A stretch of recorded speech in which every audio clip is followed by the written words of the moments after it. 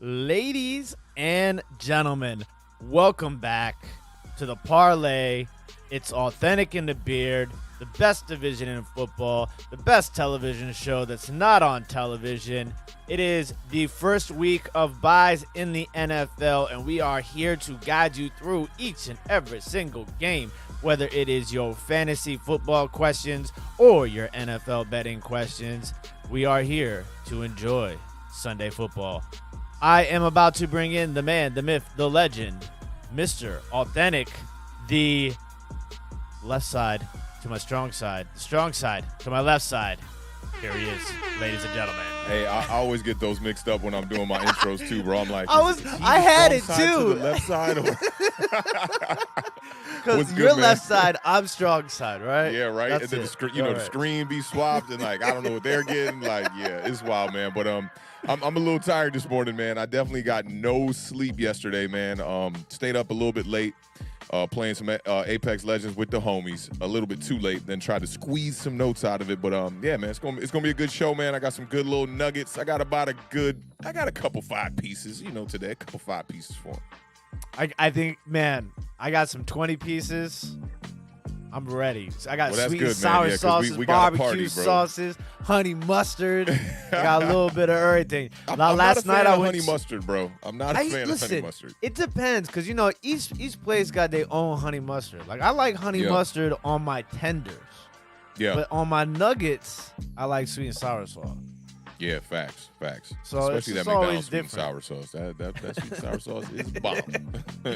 But I went to the DC United soccer game last night down at Audi Field, which was a 0-0 tie. So I was telling Authentic before we went live, I was like, it's just like every other team I root for. It's just wasted opportunities. But it was a lot of fun, man, and it was lit too. We were right next to the I don't know what you call it in soccer, but it's like the section that's like just the cheering section. Like I know. They got the flags waving. Yeah. They got the drums. I mean, like the entire game. There's no stopping. Love that.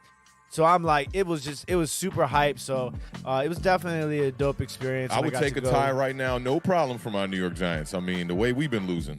Yeah, I think we would both take ties for sure. And it's interesting this week because there's so many there's so many, but in comparison, the first week of buys always feels like there's more buys than there really are. I felt like that when going through the games too. Yeah, you're like, man, there's only because you got Thursday night, and then for fantasy today, if you're playing daily fantasy, you're missing all the bye weeks.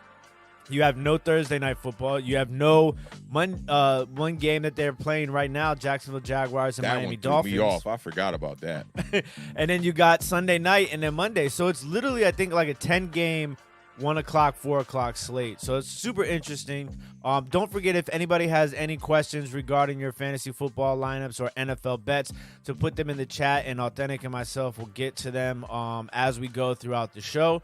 We're going to hit every single game today. We're going to give you guys some of our suggestions as far as top plays fantasy-wise, who to start, who to sit, whether it's season-long or daily fantasy. And then we're going to give you guys our picks on the overs and the unders and the spreads. Man, I'll tell you what, I was putting together some parlays on Saturday, and I was hitting Authentic up, and it was like we were going over the first touchdown score, and it's insane how much that like boost up your winnings on. Oh yeah, parlay. I was looking at trying to put some money down on the Cowboys. They're favored by 3 against the Patriots today or whatever, 3.5 now. And them bets they didn't look good. I ain't even gonna front. I was like, double up? Nah, not worth the bread right now. I'm one who's real stingy with the cash, man. So the odds got to be real in my favor for me to want to throw down some money on it. But I flaked at last second. As soon as you text me, I was like, nah, I'm good, bro.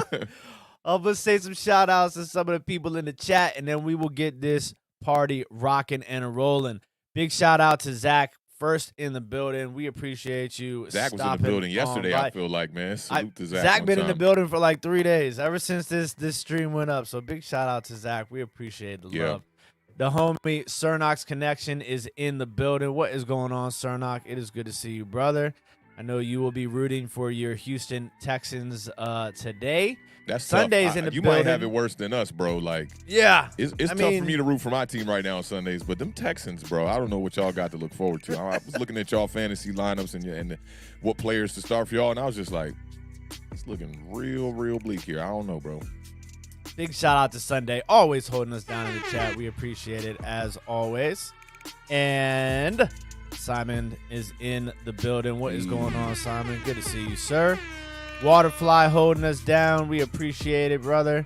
Edward Squires, my GQ name of the month. I love it. I love it. Squires, right? Yeah. Sounds like you got the tweed suit on. I appreciate it. Kelly, the Econ mom, is in the building. Kelly? Another Houston Texans fan. We got 3 Houston Texans fans in the building. Oh, and today. I was doing big hating. I'm sorry. Marjorie always holding us down in the chat when news breaks. We appreciate everything that you do, Marjorie. Faux show. Manny's in the building. Manny Festo, the Cardinal Rule. Arizona up, Cardinal channel. They're the last undefeated team in the NFL, and they are underdogs today, which is crazy to me. So yeah, that was JJ wild. Stangle's in the building.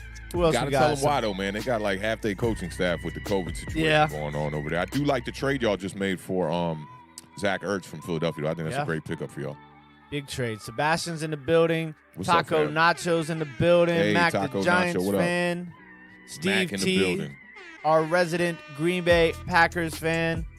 Oh, good, Kalen said he's trying to go 6-0 with the fantasy team Man, today. I wish I was right there with you, bro. What? I'm struggling in some of these leagues. Shout out to the homie Tommy Bernhard. What's up, Podcast Tommy? is in the building. What is going on? TVN Sports is in the building. Hey, James squad. Jones is in the building.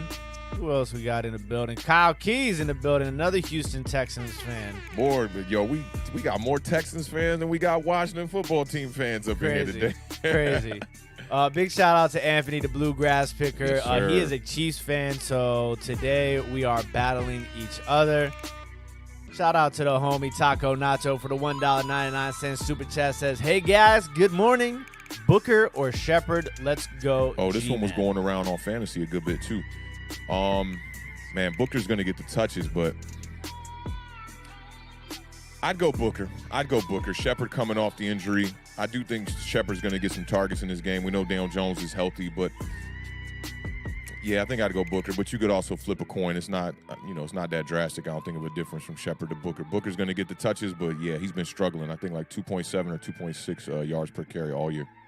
Yeah, see, this was one of my big questions that I had for you when we hit this game was what you were expecting out of Booker, because, I mean, like you said, he's the starting running back, but it's like, a lot of times these backups come in, you've either seen them perform, well in the past, or, they do well when they do get the ball in the backup role. With Booker, I haven't seen anything, recently as of this year to make me be like, let me play Booker in my starting lineup. You know what I'm saying? So yeah, he's been I think if Shepard can get back to the way he was performing early in the year, I mean, he was money. So I would have to roll. Because Cadarius Tony, Tony. Yeah, exactly. And out, so those injuries that you coming back from, that's not an easy injury to just jump back into the mix from. So yeah, we'll see. But I personally would go Shepard in this situation until Booker shows me otherwise.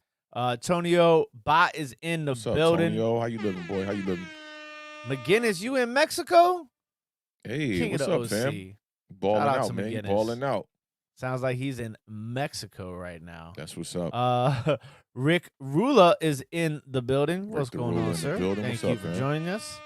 Leroy Will Jones What's up, says, fam? what's up, Chiefs? Hail to the football team. That could kind of be for my team, too. Everybody I like who is in the building right now. Former 80s Giants football says, heavy drinking day for Big Blue Nation. It might be. For me, the heavy drinking days come when we get W's. So crossing my fingers for a miracle today, man. All right, ladies and gentlemen, let's roll right into the games. The first game on the slate is going to be the Minnesota Vikings, who are 2-3. They are 2.5-point favorites at the Carolina Panthers, who are 3-2. The over-under in this game is going to be 45.5 points. Authentic, tell me what you got. 45.5. Who's favored in this game? Vikings 2.5? It is Vikings 2.5, right? Okay, so I don't got those on my paper today, but I like Chuba Hubbard in this game, man. Coming off that 101-yard game he had just last week, 24 touches, 5 catches for 33 yards. That's the kind of productivity we're looking for out of a backup running back. Y'all know CMC just went on the IR again. Unfortunately for him and Saquon Barkley are looking to be like some of the most injury-prone running backs in the league. So I definitely like Chuba Hubbard in this game. Man, the line is a little bit crazy.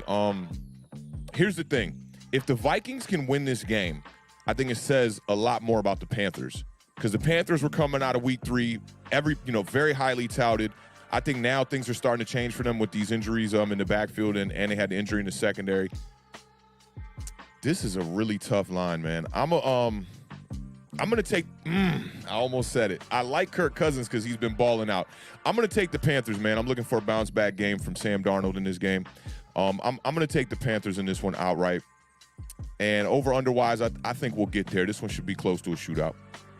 Yeah, I mean, Chuba Hubbard, man. We talk about Chuba a lot, and he finally had that breakout game, and that draft pick looks more and more like it was an amazing pick just because of, unfortunately, Christian McCaffrey appears to just struggle to stay healthy in these last couple of seasons. And it's unfortunate because they were making it seem like he was going to be back, and then all of a sudden, now he's on the IR, gone for at least 3 weeks, which is crazy. And I know that kills a lot of people in season-long fantasy. I drafted Christian McCaffrey in 1 or 2 of my leagues, so it's been rough. I was fortunate enough to grab Chuba, though.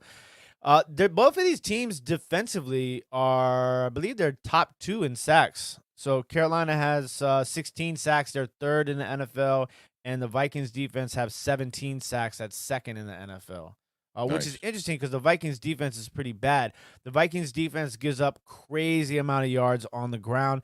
They are allowing, it looks like, 130 rushing yards a game. So, I'm looking for Chuba Hubbard to have a game here. DJ Moore, he's been pretty solid, had an off week last week. We'll see if they can bounce back. It really just comes down to, can the Carolina Panthers protect Sam Darnold? And I think that if you get the running game going enough, that should definitely help with the passing game. I see that big-ass fly in there. That's driving me crazy, right in your man. face. I'm trying my hardest to just go with it. You know what I'm saying? Real quick, that Joe reminded me of this one time, right? Me and one of my producer homies, Sergio Cortez, and Polo, we was in Listen Vision, just like hanging out after hours, just kind of chilling, having some drinks and whatnot.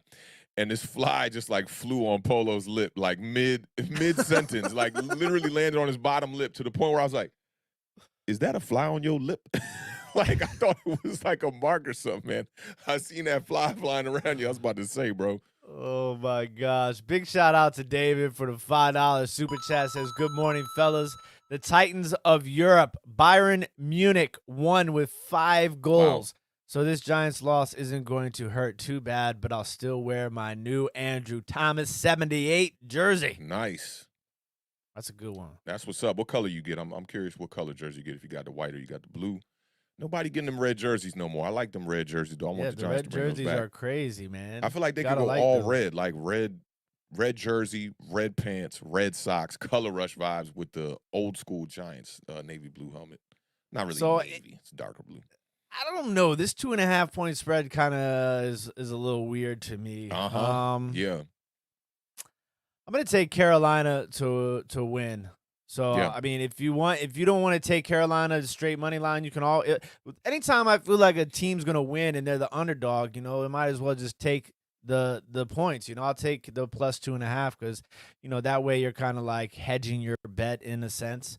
But I think Carolina's going to win this game, and I definitely think we get the over. Yeah, I was trying to find that. That's a good start, man. We're in agreement on the first game. I like that. Yeah.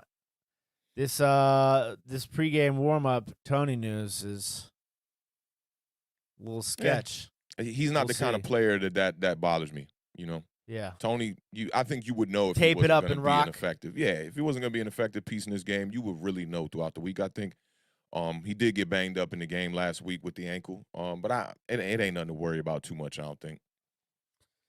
All right, next game on the slate is going to be one of, I think, the best games of the entire weekend, and it's going to be the Los Angeles Chargers, who are 4-1, heading to Baltimore. The Ravens are also 4-1. The Ravens are favored by 2.5 points. The over/under is 51.5. Kickoff is Sunday today, 1:00 p.m. Eastern Standard Time. This might be a shootout. Yeah. Lamar Jackson is firing on all cylinders. Justin Herbert is firing on all cylinders. Justin Herbert got 11 touchdowns, 0 interceptions in his last 3 games.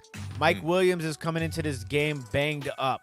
Now, the good thing is they have Keenan Allen, but Mike Williams has been on fire. He is 5th in the league in yards, and he is 1st in the league in receiving touchdowns with 6 touchdowns. And Austin Eckler is tied for the entire league with total touchdowns with 7. So they got some firepower over there. Baltimore is not going to have Sammy Watkins.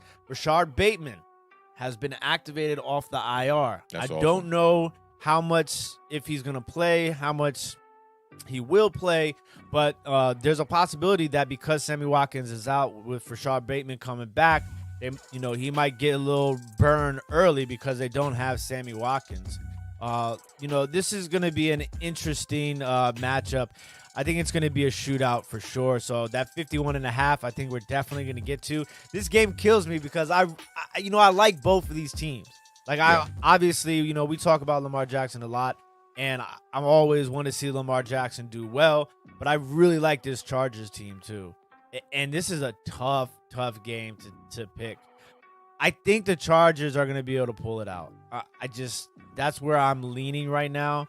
I think I'm going to go the Chargers plus 2.5, and I'm definitely going to take the over 51.5.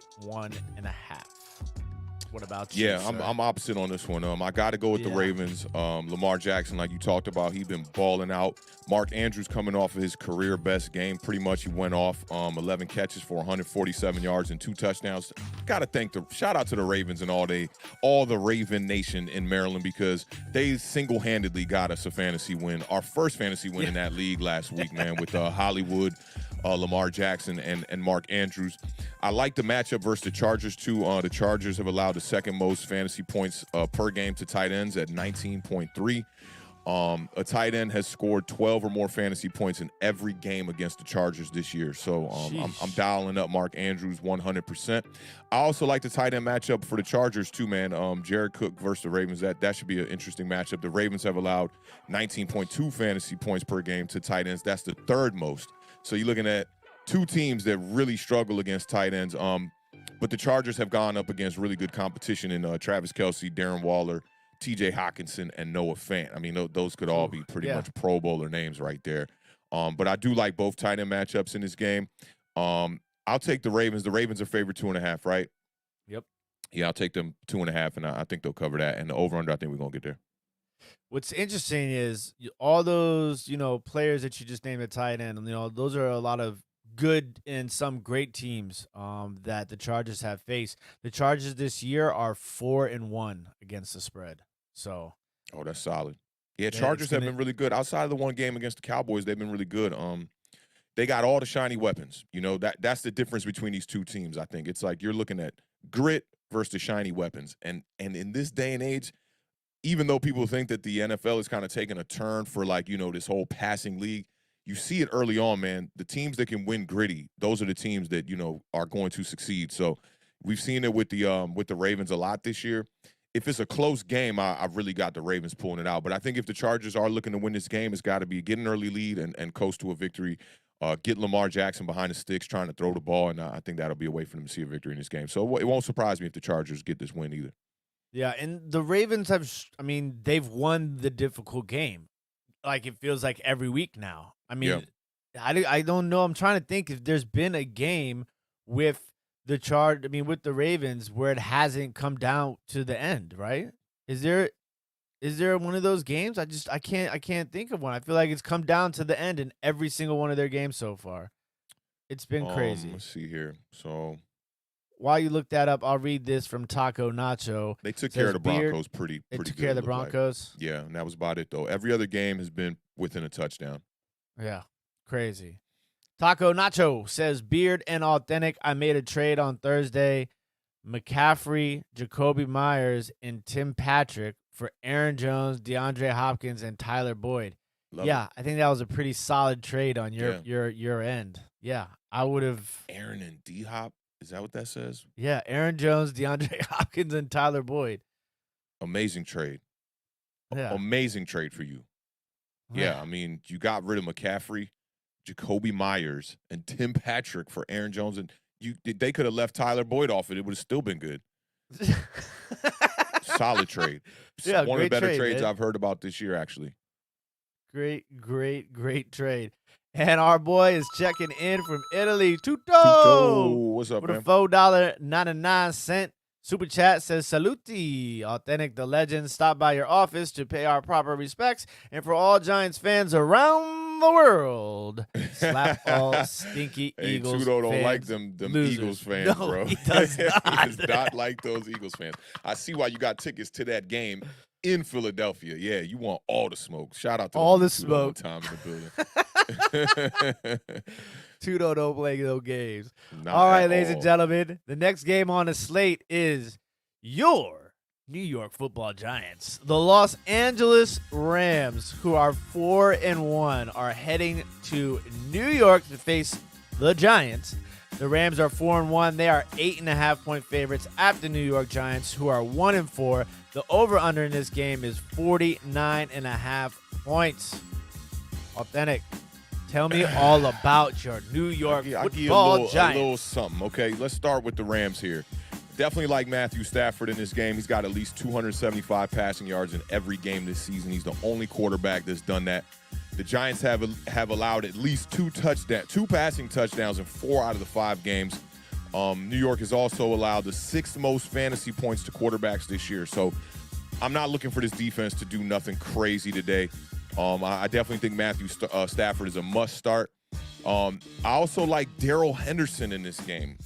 He's scored at least 15 fantasy points in all 4 of his games this season. Y'all saw what happened with the Giants last week against the Cowboys. Ezekiel Elliott, Tony Pollard ran the ball all over. So I think Darrell Henderson is a must start in this game. On the Giants side of the ball, Cadarius Tony. Y'all know what it is, man. This kid's been balling out. Targets, yards, and fantasy points have increased in 3 straight weeks. He's wide receiver number 7 since week 4, which is when he's really been getting more PT. Tony is active. That's what's up, Taco Nacho. Appreciate that. And I'm going to keep it funky, y'all. I got that insider tip from my homie NTW. That's what we've been calling him on Twitter. I've been trying to figure out what that stands for. If you know, you know. Okay. I need to know. You're not about to be blasting out no sources on Authentic and The Beard, so you're gonna have to send me with the private. Afterwards. There's a private chat here. I can cite you on a private chat here. Shout out to the homie NTW. But I'm looking for Daniel Jones to have a bounce back game. Daniel Jones had 4 straight weeks of over a 90 passer rating. He had his 4th week where he was over 100. I think Daniel Jones is gonna just continue to pick up right where he left off. He's going to have an incredible game, and I think this game's going to be a little bit closer than most people think. When we talked about this game on Thursday, I said that the Rams were going to win this game pretty convincingly. I think I said like 34-19 or 31-19. It's game day, and y'all know what it is on Authentic and The Beard. I can change my mind whenever I want to. I'm still not picking the Giants in this game. I'm not picking the Giants. You gonna think they'll cover at least?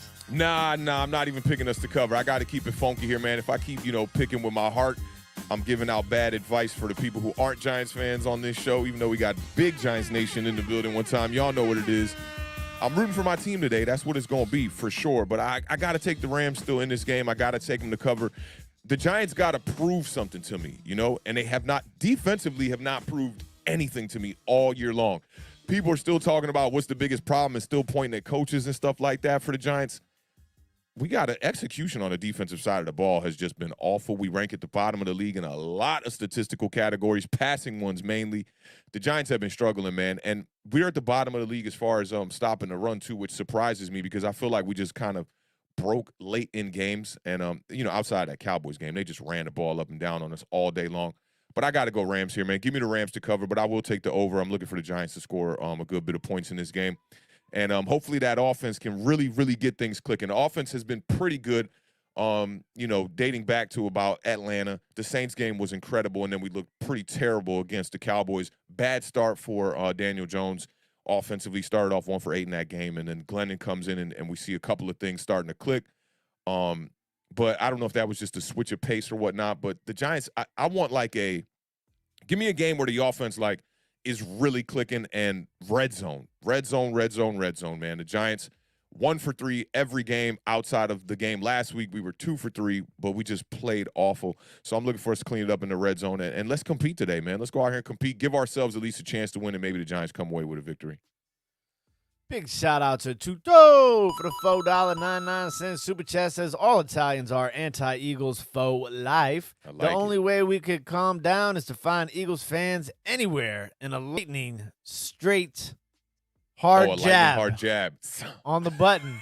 I thought that said something else. I had to, make sure I was reading that right. Shout out Tuto. Appreciate the love, Tuto. For sure. Listen.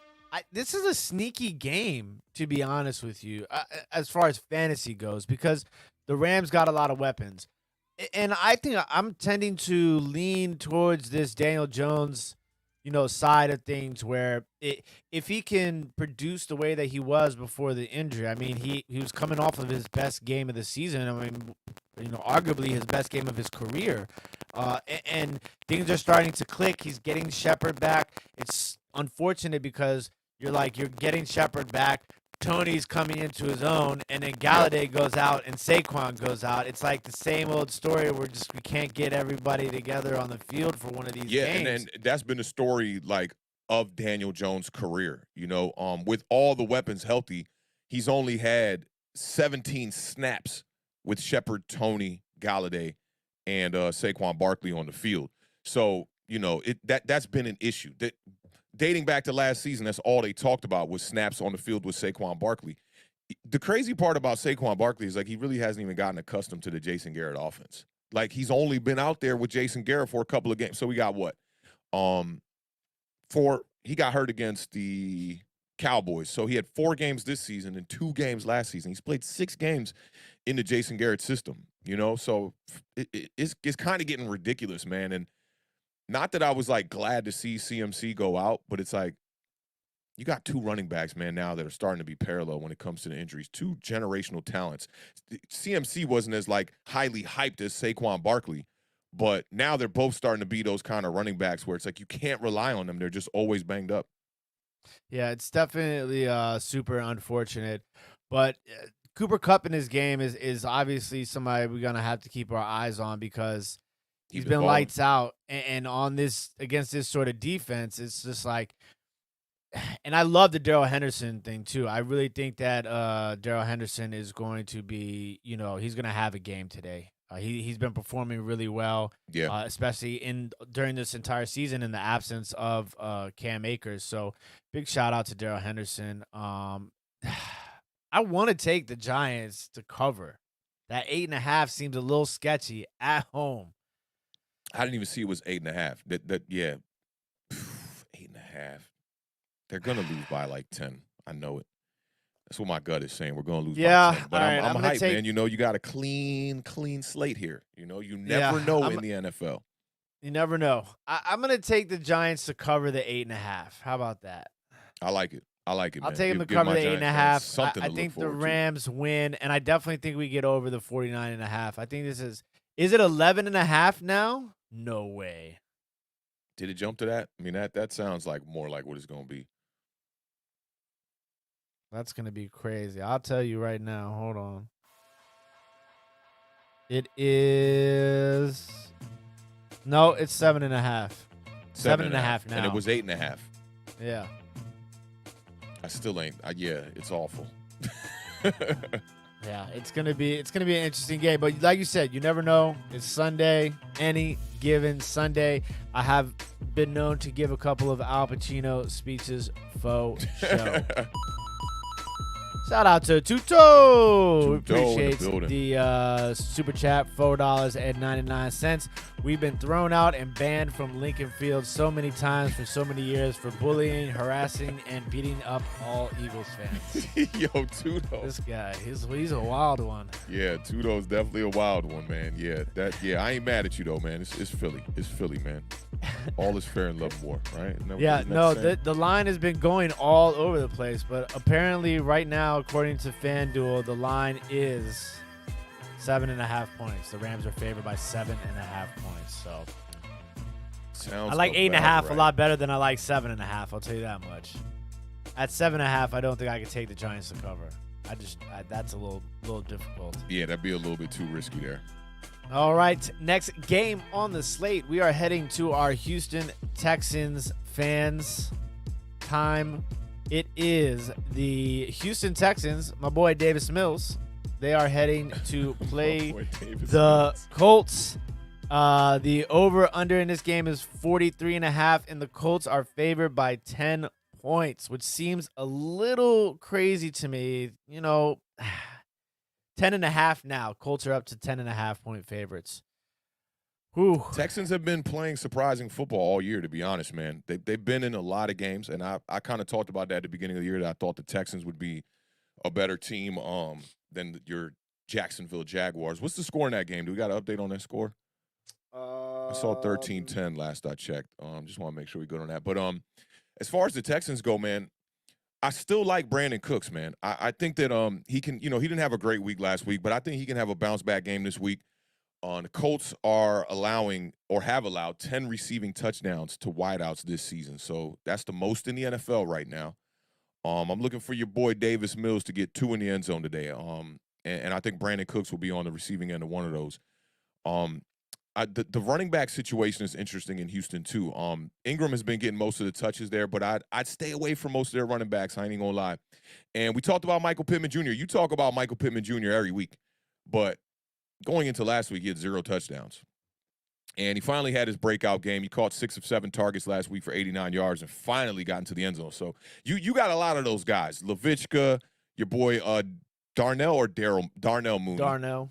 Both, all 3 of these guys had not seen the end zone last week. And finally, your boy Michael Pittman Jr. got in the end zone. He is being targeted like a number 1 target over there, though, with the Colts. I think the quarterback situation definitely doesn't help him out, doesn't help his case much. But it's the 4th game in a row that Michael Pittman received 7 or more targets. So I definitely like Michael Pittman in this game and moving forward until he shows you he's not getting the targets or the touchdowns. He got his first last week, like I talked about. I definitely like him. He's probably my standout player in this matchup. I got to take the Colts, man. Is that they're favored by 10? Nah, that's too much. That's too much. Texans going to cover that. But I will take the Colts to win this game. And 43.5, yeah, I think the Texans have been putting up some good points this year. I think I'm going to take the over in that one. And the interesting thing is about all those targets that Pittman's getting, he's making the most of them too, because he's had 6 catches or more in the last 4 straight games. So he's definitely, hauling in those targets, which is definitely super important. Now, the Texans are giving up a crazy amount of rushing yards per game, 134.8 yards allowed on the ground. And Jonathan Taylor is coming off a huge game where he didn't even necessarily have a huge game running. It was catching too. You know what I'm saying? So that's huge for the Colts. I think that the Texans, like you said, Brandon Cooks, like he's down to have a game today. And the other dude that had a huge game last week, who came up off the practice squad, something more or something like that, he had a huge week for the Texans. So he might be something that's really interesting to look for. And for me, the news in this one is T.Y. Hilton's back. Now, I don't know know how much he's going to play. But historically, T.Y.'s been a disappointment for a long time here, man. For sure, absolutely. But when he does play the Texans, he absolutely burns them. The only touchdown he caught last year was against the Texans. His career against the Texans, 19 games, 102 catches, 1,803 yards, and 11 touchdowns. Yeah, career-wise, it's going to sound a lot better than like his last 2 years, because his last 2 years he's been very average. Big shout out to Jared Williams in the building one time. New one in the building. Y'all make sure to welcome Jared Williams in the building. Got the Yankees logo standing strong New York in the building one time, man. We appreciate you pulling up, chopping it up with Awthentik and The Beard one time on your early Sunday morning vibes. Did you ever get a score update for that game? No, it was 17-13. Jacksonville just scored. 17-13 Jacksonville. Okay. Yeah, Yep. Miami is – they're one of the most disappointing teams, man, of the season. Coming off an 11-5 record, man, and now you struggling every week. Teams that you're supposed to be competing with, you're getting blown out by the Bills. It's ridiculous for them, man. That whole rebuild, yeah. Yeah, they're missing their top two corners today, too, so that definitely doesn't help.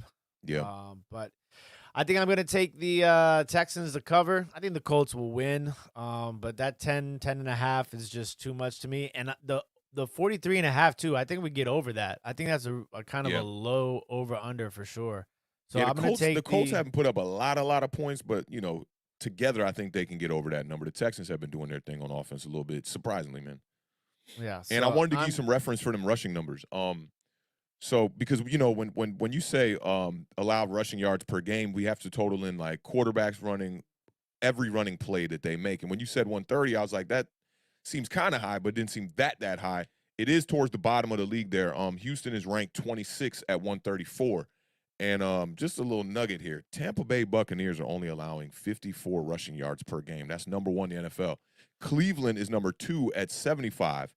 And Buffalo at number 3 with 78. You know, so that gap between the Tampa Bay Bucs and the rest of these teams, you're looking at, you know, 20-yard gap from the rest of the squads there. And the worst team at stopping the run in the league right now is Seattle? The Los Angeles Chargers. They're allowing 157.6 yards per game on the ground, which is ridiculous. Latavius Murray, Lamar Jackson going to eat today, maybe? Oh, they're going to eat today. You know it. Lamar Jackson eating every Sunday. Every Sunday is a Thanksgiving in Baltimore. Most disappointing teams, Miami and Washington. Yeah, and who was that other one I said? Oh, and the Colts, right? I said the Colts, too, because they were 11-5 last season, too. They're struggling. They are struggling. And it's but remember, 1-5 Indianapolis Colts once made the playoffs. We keep saying that until it's 1-6 for everybody. Yeah, then it's a wrap. It's a wrap for them. I mean, you can roll off 11 straight wins. I mean, anything's possible. Anything is definitely possible. Definitely, yeah. But I can't live my fantasy life off possibilities. No, we can't. Speaking of possibilities, big shout out to Tuto for the $4.99 super chat. Says rugby is different sports, but we've been implementing all Coach Coughlin's disciplinary team rules and philosophies to win games. Finish. Gotta finish strong. Got to finish strong. We talk about that all the way back to last season, man. The Giants like to just, get a little lazy at the end of the second quarter and the end of the fourth quarter and allow a bunch of big plays. I see Jared Williams also was talking about Washington got lucky against our New York Giants because Slayton can't catch. Yeah, that was a tough one, man. We were at that game. That play was right into the end zone we were sitting at. Jumped up, ready to celebrate, and Slayton couldn't reel in the catch, man. Tough play there, man. The Giants, that has been a story all year, man. Hopefully we can sneak one out today. Yeah, shout out. Looks like Terry McLaurin is going to be active, as is Allen Robinson, wide receiver for the Bears. Joe Mixon, running back for the Bengals. Joe Mixon, man, he's been battling through those injuries. He had a good game last week too, man.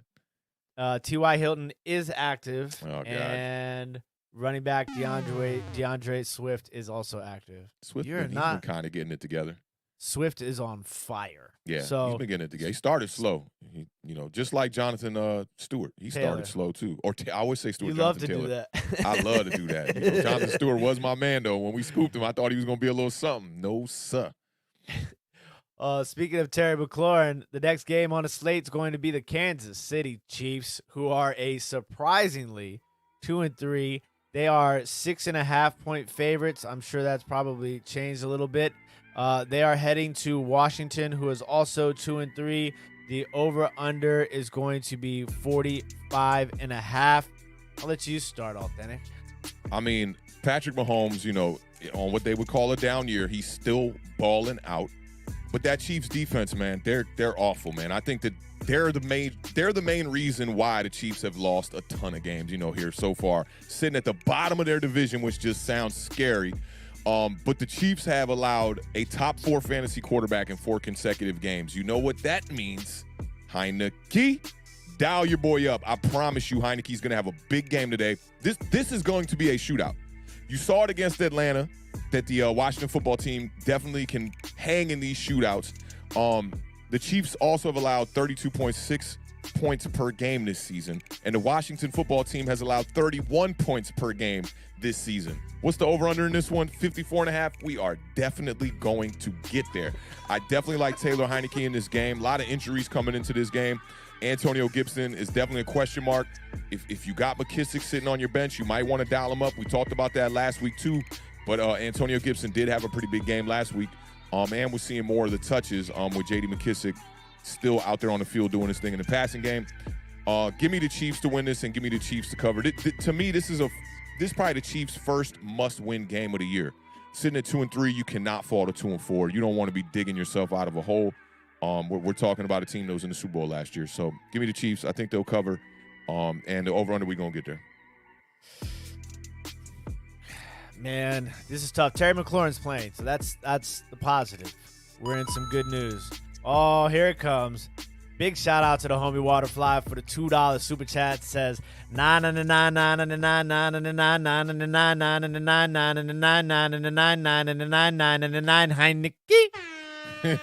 We got there. I think you got there. I think you got there. So it's look, I talked about this game earlier this week.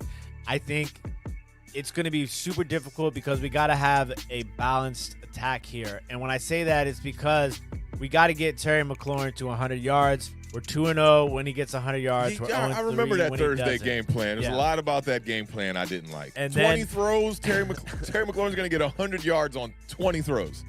Listen, I said 20 to I think I said 20 to 25. I think you did say 20 to 25. I still don't like it. I don't like it. You did say 20 to 25. I'm pretty sure. But I want to see 30 plus carries combined. Richard Arnold said expect a basketball score from Kansas City and Washington. Yeah, listen, the over-under is 54.5. Kansas City might get there by themselves. So yeah, I know, right? Y'all do have a terrible defense right now. I think Antonio Gibson has a huge game. Adam Humphries might be the sneaky guy today. Adam Humphries might be a sneaky guy today. You guys know I've talked about Deandre Carter a lot in recent weeks. Oh yeah, I'm looking for player him of the game. I'm looking for him to get some burn. You know, no Samuel again. Yeah. What's new? Seals Jones, man. Seals Jones. If you need Seals Jones is the other guy. I mean, balling. Listen, this is going to be the most played of any game when it comes to DraftKings and FanDuel today. They're going to be heavily owned because it's going to be a shootout. Now, I had originally chose the Kansas City Chiefs to win this game 37-34. And I left a little room for interpretation and possible flip-flopping come today. And I am wearing my Sean Taylor jersey, whose number will be retired today. And I'm going to flip-flop. I am going to 3-stripe Adidas slip-in flip-flop with the socks. And You've been feeling froggy today. Almost took my Giants to cover. Then they changed the line on you. We're like, hell no. I'm going to take the Washington football team to win this game by a final score of 37-34. 37-34. Don't at me. Do not at me on Twitter today when we lose 55-17. Yes, it's going to be bad for you. It's going to be bad for you. I have a very bad feeling about this game. Patrick Mahomes is turned up. He's angry. He's ready to get himself a W. They're traveling here, retiring your boy's jersey.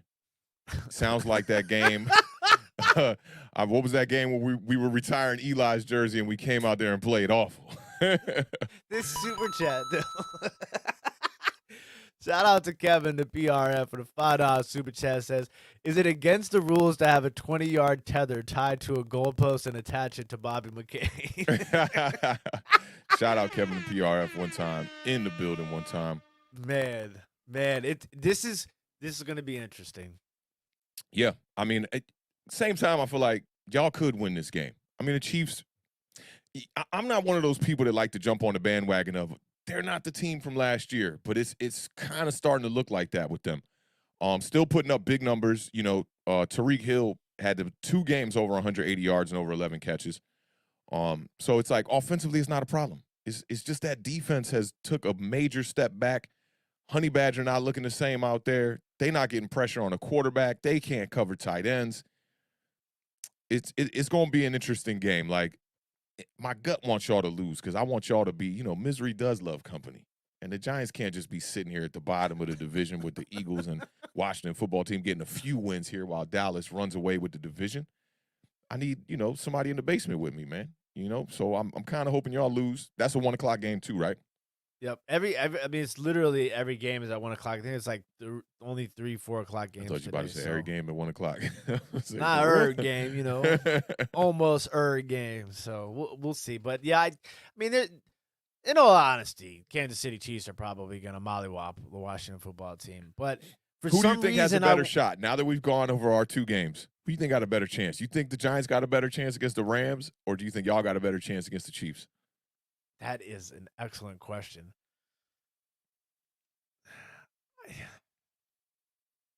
No running game for you guys, I don't think, today. I think that hurts you. I think today. It's been no running game for 2 years for the New York Giants. I think we have a better chance. Cookie Monster says they're going to steamroll us. Yeah, Leo needs to go. I never liked him getting that much money. You see, now I could have quoted him on this one.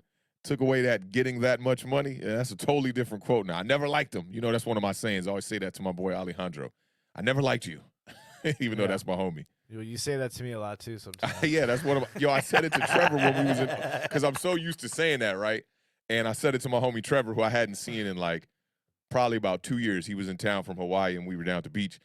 And I was like, I always knew I never liked you. He was like, that's really mean, man. I was like, bro, I'm just playing with you, man. Don't take it too serious, man. But yeah, Leo, I don't know, man. Yeah, just getting that money was a little crazy. I think they could have paid him a little less. I don't like that whole going rate. Like a player plays well. Leonard Williams coming off, I want to say 11.5 sacks last season. And it's like he automatically deserves that money. Same thing goes for Saquon Barkley when it's time for him to sign his contract. Everybody's like, he's going to get big money. Daniel Jones, big money. Why can't we just assess these players from the position they play and go, well, these guys are making this much money. Dak Prescott making, I think, $40 million plus. We can't give Daniel Jones $40 million. It just doesn't make sense. Ezekiel Elliott getting all that money. We can't compare that contract and try to go out there and give Saquon Barkley the same kind of money. I don't know where CMC is. CMC's in that same kind of position now, right, where he's about to re-sign too, right? Yeah, I think he got an extension not too long ago. But Barkley, too. Barkley got the extension. Yeah, if you look at Leonard Williams' stats, though, in comparison from at this point from last year to this year, I hate that stat. He started slow last season, bro. Well, is it 1.5 sacks? He's a little bit better statistically this year than he was last year. It's half a sack less, though. It's more quarterback pressures and hits, but it's half a sack less. So for me, it's like we can't compare a guy who just got the bag to his slow start last year. He finished the year with 11 sacks. We're going into week 6 right now. That's not on course to be getting the same number he had last season. We're going to have to hope that he has a great end to the season again for him to match his output from last season. I saw that stat going around with one of the Giants content creators, and I was just like, ugh, I hate that stat. You got to come in. It's like Daniel Jones regressing and you being like, Daniel Jones actually has the same amount of fumbles he had in the first 5 games last season. Giants fans don't want to hear that. They don't want to hear that. We want to hear he's doing better and left off where he left off last season. Leonard Williams got the bag. We're talking $20 million, man. He's supposed to be playing like the guys who make $20 million. There's a name that comes to mind. We're playing against him today. I always butcher his name. Aaron Donald. Yes. So it's like, I don't want to hear that stat, man. 5-6 weeks in. You only got barely 2 sacks? Come on, man. That can't be it. Why? Yo, my phone getting blown up on a Sunday morning. Y'all know what I do Sunday mornings, man. Every Sunday morning, 11 a.m. Eastern Standard Time is the parlay. Don't be calling my phone. You better jump in the chat. Send me a couple fantasy questions here. You know what I'm saying? Come on, guys. On. That's literally what we're here for. Yeah, that's what we're here for. But yeah, I'm Cookie Monster. I'm with you on that, man. That amount of money for that kind of productivity. And it's a lot of Giants fans are starting to say, man, maybe we shouldn't have paid him that money and we should have kept Dalvin Tomlinson around because you could see him on the field. you know, and he was a great aid to Leonard Williams. You know, maybe we should have split that money.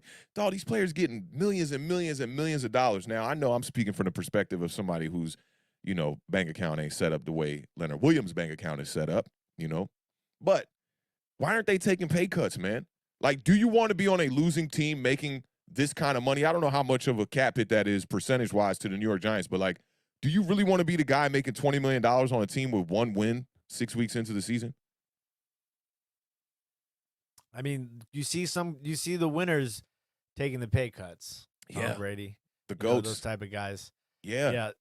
And the salary cap's going to be on the up and up the next couple of years after the new TV deal that was signed recently. Yeah. So that's going to be something to keep your eye on too.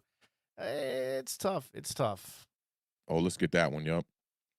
Simon wants to know pick 2: Darren Waller, Ricky Seals-Jones, Mark Ingram. I don't even think you need to worry about that. Darren Waller, Ricky Seals-Jones. That's it. Winner, winner, chicken dinner. Yeah, I'm with you on that. I mean, Mark Ingram's going to get some touches. What's the Texans matchup again today? The Colts. Colts are decent against the run too, right? Yeah. Let me make sure. I am in the middle of the pack right now, allowing 108 yards per game. Still got that one up.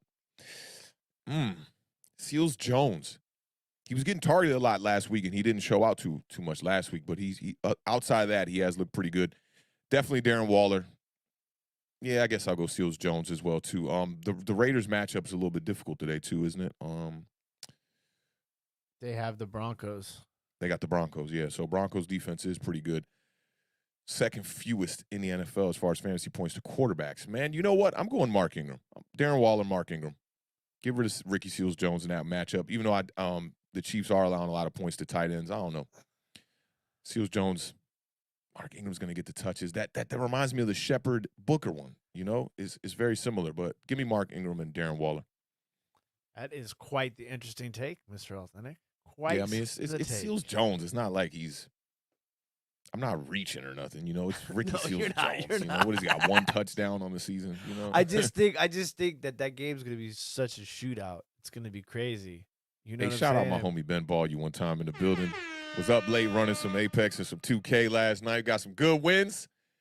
Which Buffalo running back to play? I like Moss. Zach Moss. Yeah, I like Zach Moss, man. He's been balling out. Singletary was the guy there for a little bit when they weren't running the ball. Maybe he's a better blocking running back. That's why they had him on the field. But, yeah, I like Zach Moss. Yeah, Zach Moss has been playing inspired football this season, so I would have to go with Zach Moss also. Yeah, and they're running the ball 4 more times a game, too, than they were last season, the Bills. And it doesn't sound like a lot, but that's a significant difference, you know, in the offensive scheme. Hey, Paul be in the building one time, man. I saw you suited and booted in your uniform, bro. I think it was 4 tackles, 1 interception, and you had a couple of more stats out there too, man. So salute to all my young Bulls, man. Balby had a pancake, or are you talking about Nick DeWitt? Balby had a pancake in his stat line. Balby had a pancake in the stat line. I hop in the building said one time. Pancake. I said, okay, I see you. Hey, salute to all my young Bulls out there still on the field, man, still playing high school ball, man. Y'all keep chasing them dreams, man. Keep doing what y'all do, man. I miss football so much, bro. What about the dude from the top of the rope video? Oh, yeah, that was crazy. I saw a license plate guy hated that. He's like, it's not funny. And you can't be doing stuff like that. I thought it was hilarious, dog. Elbow drop, like, splash. He gave him a splash. the formation was incredible. And then the ref threw the flag at him. I don't know if you saw, though, that lineman chased him out the screen. That lineman wanted some smoke after that. Like, bro, you ain't about to splash me after I get thrown you to the floor and whatnot. That was wild. That was a crazy play. All right, next game on the slate is what I still refer to as the NFC Central Division matchup. Yeah. It is the Green Bay Packers, who are 4-1. They are 6-point favorites at the Chicago Bears, who are 3-2. The over/under is 44.5. This game is for first place in the division. Kickoff is at 1:00 p.m. Eastern Standard Time. Green Bay this year is 4-1 against the spread, which is a significant number. Now, the Chicago Bears had lost Montgomery, and then the Damian Williams was scheduled to be the next man up and had played well during Montgomery's absence. Yeah, week before. And now he is out on the COVID list. That's tough. Yeah, so that's an interesting one right there. I think that Khalil Herbert is the next man up. I saw him, and I was like, I'm not putting that dude on my notes. You know me, man. Show and proof. And then you deserve to be on these authentic notes one time for the parlay every Sunday morning, 11 a.m. Eastern Standard Time. You know what it is. But he performed well, though, last week. 18 carries, 75 yards. He is a rookie 6th-round draft pick out of Virginia Tech. Didn't get in the end zone? No, didn't get in the end zone. You like those guys. Yeah, I do. Because it's not always about the end zone. It's about getting to the end zone. Hey, fantasy football, man. All my fantasies end up in the end zone. Very true. Very true. Green Bay has also won 19 of the last. Entendre right there, though. Green Bay has also won 19 of the last 22 matchups against the Chicago Bears. Oh my God, that's crazy against a division rival. That's crazy. The Bears, man, the Bears can't find quarterback, and I hope they found their quarterback because it seems like have the Bears ever had a good quarterback? Jim McMahon? Was he really good? I remember seeing Jim McMahon. He looked cool. He used to have a visor and whatnot. He looked cool. But I don't know if he was ever, really that guy. He was a baller for sure, a winner. I'd give him that it factor that everybody talks about with Jalen Hurts. Everybody's running off that train now, too. I mean, Rex Grossman. I can't say that name. I hate saying that. Yeah, you bias against him with his days in Washington. Jay Cutler? Jay Cutler. Yeah, I'll give you that. But he was, man, people, who was it that, why am I having a brain fart on his name right now? Kick returner for the Bears that was a beast, played wide receiver Devin Hester. too. Devin Hester. Okay, he was on Shannon Sharp's podcast talking about Jay Cutler and confirmed everything that people thought about Jay Cutler. He said he don't got no beef with Jay Cutler, but Jay Cutler was the kind of guy that literally just stayed to himself during practice and during games, was a terrible leader, he said. And that Bears team was looking for leaders outside of Jay Cutler during that time. And he said that was the one flaw. He was like, he never had a problem with Jay Cutler, knowing the plays, knowing the game. Dude knew where everyone needed to be, but he just hated the fact that the dude wasn't a leader of men and almost seemed like he didn't care about, like, the other players on the team. He said he had one relationship with one player on the team, and that was the only person he talked to. He didn't name drop who it was, but he was just like, Jay Cutler barely talked to people on that team. Jay Cutler, and he was there like after he had already been in Denver. Like, I'm trying to think of like somebody else. Like, you got my mind going now, like this Bears quarterback situation. None. Kyle Orton. Nope, can't. He's a backup quarterback that played well when he, in spots he played well, but never was really that guy. They had a couple of McCowns over there. They did have a couple of McCowns. Yeah. McCown is like the pre-generated name in Madden. Like, when they start making players up for the next draft, like, name him McCown. Look, man, that's an interesting, could be Chicago. I mean, listen, Washington's had the most Washington, Cleveland, as far as the carousel of quarterbacks go. But dang, Chicago's been bad. Yeah. So, and look, Justin Fields has played, kind of bring things back full circle. Justin Fields has played better since Nagy gave up play calling duties. Yeah, that first game was ugly. Oh, it was ugly. What was it, 74 total yards of offense or something like that? Yeah, and then 60-something yards, worth of yardage taking sacks. Yeah, I'm going to take Green Bay all across the board here. I'm going to take them to cover the 6, take them to win. Devonte Adams is just shredding. Aaron Jones will probably have a huge game. That over-under, though, 44. It's the Packers. Packers should put up 30. I'm going to take the over in this one, too. Yeah. And I think the Packers cover outright as well. Devonte Adams, you talked about it. He leads the NFL in target share and air yards. The number 2 wide receiver is not even close to Devonte Adams right now. And the Bears have allowed the 10th most fantasy points to wide receivers, so dial him up. On the Bears side of the ball, I don't like Allen Robinson right now. He's pretty much one of the biggest wide receiver busts out there. And I find it interesting because, the Giants were searching for a wide receiver in free agency, and Robinson and Galladay were the two names that were coming up. A lot of people wanted Robinson. And it's weird. They're both not performing that great. Galladay is having a better season, but now the injuries are kind of setting him back. Allen Robinson is ranking outside the top 60 in wideouts right now as far as fantasy goes after 5 weeks. So that he's a must sit in this game. You talked about the young running back. I wanted to put him on the notes. He couldn't make it. He couldn't make it to the authentic board there. But yeah, give me the Packers, man. The Bears defense is pretty good, man. So I don't know. The Packers have been up and down, haven't really put away teams. I feel like, that game against the Bengals just last week, I believe that was, struggled, kicking issues, offensively not quite clicking. You know what they need? The Packers should have went out there and traded for Odell Beckham. They need a number 2 wide receiver. They don't have a solid number 2 over there. And a number 2 wide receiver would make that offense that much better. You got to think. Aaron Rodgers is doing this all with just one guy, a number 1. And I always say every quarterback needs a number 1 wide receiver to excel in this league because your number 2 guys can step up. They don't got to be that great. But if he did have a solid number 2, if he had a situation like Kansas City, or a lot of other teams out here who have 2 solid wide receivers, the Chargers, Herbert doing his thing over there, but he has 2 of the best wide receivers right now as far as a tandem in the NFL.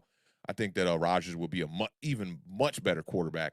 But still balling out. But yeah, give me Devonte Adams in this game. Give me the Packers. Give me the Packers to cover. I'm gonna take the over. What's interesting about what you said too is what happened to Robert Tonyan? He's a touchdown guy, man. They talked about that with is it David Knox in Buffalo? Dawson Knox. That's right, Dawson Knox. So they talked about him being a guy who he looks really good right now, shiny car, but he's very touchdown dependent. They're not the kind of tight ends that are like getting a lot of action as far as targets and receptions. And I think that's why it was very easy for NFL and the people who were voting to pick my boy Evan Ingram as a Pro Bowler last season is because Tonyan was just, he had 10 touchdowns last season. But outside of that, his yards were super low. So these touchdown-dependent kind of tight ends, it looks good on paper, obviously, when you're getting a lot of touchdowns. But as far as the productivity being consistent, they're not there yet. So, Tonyan, you're seeing it. He didn't seem like a guy who was a top tight end last season. Just had a lot of touchdowns. Not even just top, but just like I feel like he's been non-existent. Yeah, and that's hard in the NFC. Season. The NFC does not. Most of the great tight ends are in the AFC. The NFC is an easy spot, for you to be able to be at the top tier of tight ends if you're pretty decent, and he's struggling, man. You see it, man. Like, who was the tight end for the Minnesota Vikings last season? He's been dealing with a bunch of injuries this year. Irv Smith. He was at the top. It's pretty easy to rise in the rankings as a tight end in the NFC. But these Kittle guys can't stay healthy. Yeah, he's on IR right now, so yeah. It's interesting. But we'll see. I will say this: since your boy didn't make the authentic board, Khalil Herbert is going to have over 100 total yards from scrimmage today and a touchdown. So he's not just one of my guys that doesn't score touchdowns. So over 100 yards and a touchdown for Khalil Herbert today. That's what I'm saying. I like this one from TVN Sports too. Shout out TVN Sports. I saw my homie Ben Ball. You also talking about Cobb. I don't know, man. Cobb, it's tough, man. It's tough. He's getting older. I'm sure he's lost a step. He's still definitely serviceable. We'll see. The Packers just have not been impressing me, man, offensively like the way that I'm used to seeing them dominate teams. Ooh, that's a good question. Ooh, Cookie Monster, 27-3 Rams. That hurt my soul right there, brother. Defer or take the ball? I defer or kick, yeah. Yeah, I don't like taking the ball because if you get a stop on the first drive of the game, right there you won the coin toss. Yeah.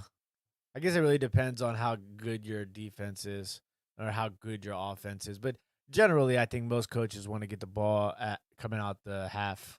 I know Ron Rivera does. You know what would be a good statistic? You've been talking about this all year about teams scoring on y'all on the Washington football team first and first drives with you guys on offense, you guys scoring 2.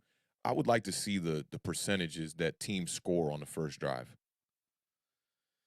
Yeah, and then even when you see that one, breaking that down into touchdowns versus field goals on the first drive, like that'd be an interesting tidbit to add for to me, that research. If you if you score on that first drive, field goal or touchdown, you won the toss, Mhm. because that's the goal right there.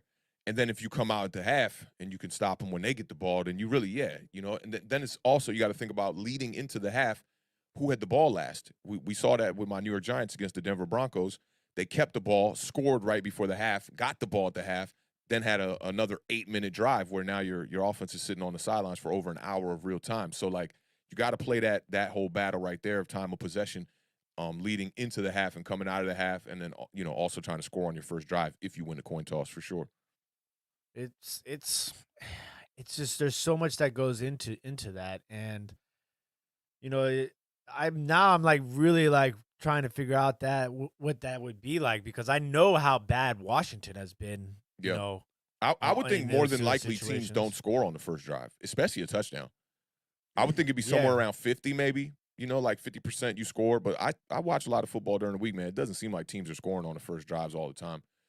Yeah, I see Dan said, I think it was Dan who said Sam Beal's active. Yeah, Yeah, Dan I said saw Sam Beal's that. active. And look, man, I'm surprised he hasn't got on the field with how bad this defense has been. Sam Beal had a really good game stopping the run, coming up and stopping the run on the edges on the zone runs that have been being a killer against this Giants defense when we played the Patriots in the preseason. So I'm surprised he hasn't played, man. Julian Love got his shot last week with Jabril Peppers out with the hamstring injury, and he looked awful. But, he's had some decent games. Julian Love has had some decent games. I think we know what he can do. But Sam Beal, he was a supplemental third-round pick or something like that. We got to see what he can do so we can, either part ways with him or maybe he can be a piece in this offense. I was high on Sam Beal. I thought he could be a guy. So it's going to be nice if he can get on the field today. Any extra help will be good in that game for sure against the Rams. So it looks Yeah. like Jalen Waddle has scored his second touchdown of the game, and Miami has taken a 20-17 lead. I got Waddle sitting on my bench. I don't care who wins that game. Both those teams are really bad. Sorry to any fans of those teams, but those teams are really, really bad. But let's keep it pushing, man. We got a couple more games to get to here. Next We game on the appreciate y'all slate. pulling up. Y'all know what it is. Awthentik and The Beard every Sunday, 11 a.m. Eastern Standard Time.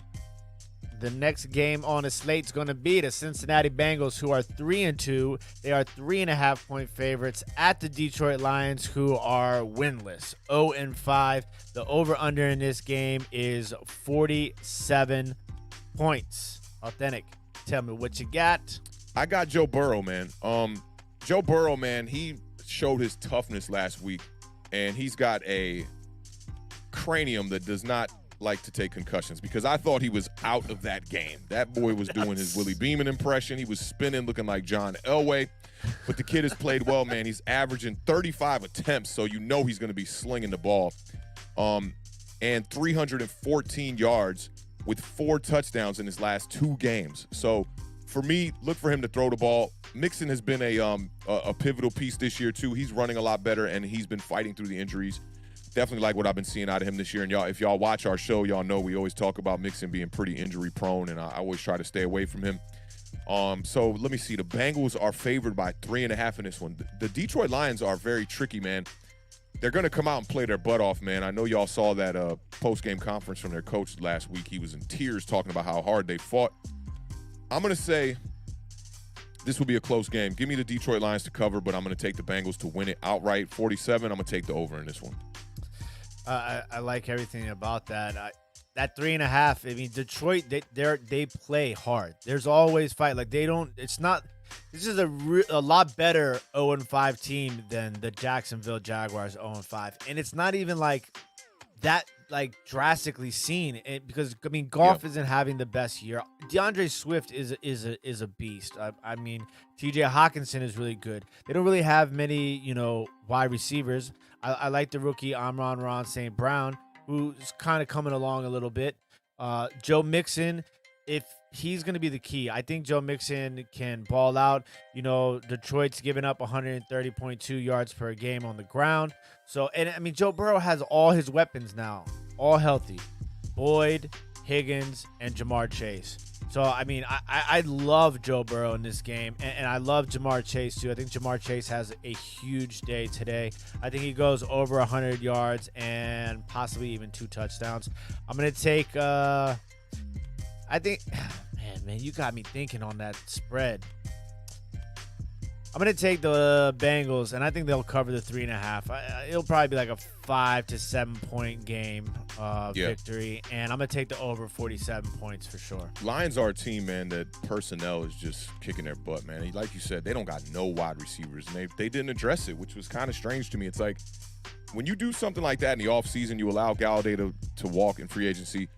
Who was the other wide receiver that was over there? Marvin Jones. Marvin Jones. Gone you know, to like, and then you don't really address it. Like, what are you saying to the rest of the players in the locker room? You know, like, are we truly in a rebuild phase? Like, it's very interesting to me. Platinum Power two times, like your boy from Tommy Bernhardt's show. What's his name? Krillin. 2 times in the building, 1 time. Golf. Nah, B. Yeah, nah. You know what's interesting? Jared Goff is averaging, like, I think he's like in the bottom 5 in yards per completion or yards per attempt. So it's just not there. Like I want to say, and Hawkinson has been huge for them, but he's been banged up lately, and that's kind of affected them offensively a lot recently. Deandre Swift is their big play capability guy, and you know, like, so he's just kind of just. Oh, I see why he's having, you know, some trouble right here finding his quarterback, because he's got Derek Carr on his bench, and Derek Carr has had 2 straight bad weeks here. I still go Derek Carr. Go Derek Carr. I got more faith in Derek Carr bouncing back than Jared Goff actually. And Derek Carr could have a really big game. Yeah, these bye weeks, man. These bye weeks, it changes the whole complexity of fantasy football. So it's definitely something you got to keep your eye on. And he says it's the worst week for the Saints to have a bye. I mean, there's a lot of people not playing in this first bye week. I'll tell you guys, I'm going to give you guys a little heads up. You think it's bad this week? Wait till next week. Week 7 bye week is brutal. So make sure you guys get your waiver wire tight. Friendly advice from Awthentik and The Beard. Damn it all. Hey, look who's in the building. Bobby! Shout What's up, boy? Bobby. Giants Nation in the building. For the $5 super chat, says, hi, Awthentik and The Beard, my friends. I miss Scotty and Cooper. You're a dog lover. Cooper, man. Cooper is the man. Check out, if you're on Twitter, Bobby, follow Scotty on Twitter. He's still pretty active on Twitter, man. You can check in on Cooper. I just talked to him a couple of days ago. I was asking about Cooper. He said Cooper's still trucking, doing well, man. Cooper's getting up there, man. He's old, man. Getting really old. It's insane, you know, to think, you know, these dogs have been around us for a long time, man. Back in the day, bro. We saw Cooper as a puppy, man. He's a grown-up now, for sure, man. Shout out to Scotty one time, and shout out to Bobby one time in the building one time, Giants Nation. All right, next game on the slate is going to be a very interesting one. We have the Arizona Cardinals, who are 5-0. They are at the Cleveland Browns, who are 3-2. The Browns are favored, even though the Cardinals are undefeated, by 3.5 points. The over-under in this game is 48.5 points. Whew, this is an interesting one. Listen, there's going to be crazy wind in this game. They said there might be wind gusts up to, I believe, 30-plus miles per hour. So that's definitely something you're going to have to keep your eye on. As far as Cleveland, no Nick Chubb. Kareem Hunt is apparently, the word on the block is that Kareem Hunt is actually on a snap count also. So that's something to keep your eye on. They have a couple other running backs back there. Dearness Johnson, I think it was his name. And then the other rookie, Felton, who can catch the ball out the backfield really well. The Cardinals, in the wind, Kyler Murray, it's going to be an interesting situation. They have none of their coaching staff. Well, I mean, they have some of their coaching staff, but they're missing their head coach and some other coaches who caught COVID. It's going to be an interesting matchup here. To me, the Browns defense just gave, I know it was against the Chargers, but they gave up, 47 points last week? The Browns definitely was struggling last week. Identity on the run, that's going to make things real tough for them, man. You know, like without their main running back here, it surprises me that they're favored in this game. I know the Cardinals are dealing with the coaching situation and whatnot, but this really surprises me that the Browns are favored. I mean, the Cardinals coming into this game undefeated at 5-0. I see a question in the chat that I kind of wanted to get to as well, because I had a lot of Odell Beckham notes in here, and I saw somebody say Odell Beckham or Renfro. Can't remember who that was, but it's up here somewhere. But I don't know. Maybe Odell Beckham has a bounce back game because I know Baker Mayfield is starting to feel like, man, I owe you a couple throws, bro. Odell Beckham, despite leading the team in snaps and routes, he had just 3 targets on Sunday, catching 2 for 30 yards, man. In his 3 games this season, he has 9 receptions on 19 targets for 124 yards and no touchdowns. Cleveland is 4th most in total yards this year. And Arizona has allowed a receiving touchdown to a wide receiver in every game this year. So why not Odell Beckham? We got no Jarvis Landry again, right? No. You know, so Higgins and Odell are going to be the guys here. I think I go Odell. I really think I go Odell over Renfro. And just this will be another week to just see if Odell can get it done. Getting open is not the problem. It's just Baker Mayfield. I don't know if the injury is really bothering him that bad where the injury is holding him back. But he's, whatever the case may be, he's not getting the ball to Odell Beckham, who's definitely getting open and getting separation on defenders here. I'd try Odell out for one more week, see how it goes, especially with Nick Chubb out of the lineup that, you know, they're going to have to find other ways to put points up on the board. I'm going to give you mine here. I still think the Cardinals are going to win this game. I think the Cardinals are a better team than the Browns, even when the Browns are healthy. The Browns are predicated on the run. You know, we know that. And if they can't run the ball, then what? You saw it last playoff with Baker Mayfield against the Pittsburgh Steelers, which in a game where they got up, I want to say it was 35-0 in like the first quarter, maybe. I know it was early in the first half. They abandoned their run. And Stefanski, I got to commend him for this because it did get them the W in that game. But it surprised me that Baker Mayfield was able to complete a lot of passes in that game when it was time to chew up the clock. A lot of short intermediate routes to Jarvis Landry in that game won them that game when Pittsburgh got back in that game. I want to say Ben Roethlisberger put up almost 500 yards in that game. And they showed you in that one game that they can throw the ball. But this year, Baker's not showing me that he can really throw the rock. And a lot of those comments he was saying about my boy Daniel Jones, I've been talking about this for a couple weeks. He's been in struggle mode, man. Daniel Jones is looking like the better quarterback. Daniel Jones looking like if you were to put him over there in Cleveland, my God, Daniel Jones could be a top 10 quarterback in the league. They got all the weapons you need over there.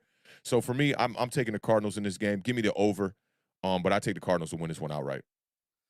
Yeah, I think the Browns are a good team, and they've had a really tough schedule. I don't know, man. The Cardinals seem to be clicking on all cylinders. I don't think the Cardinals have Chandler Jones either this game, which it's a little bit, you know, adds a little bit more intrigue to things.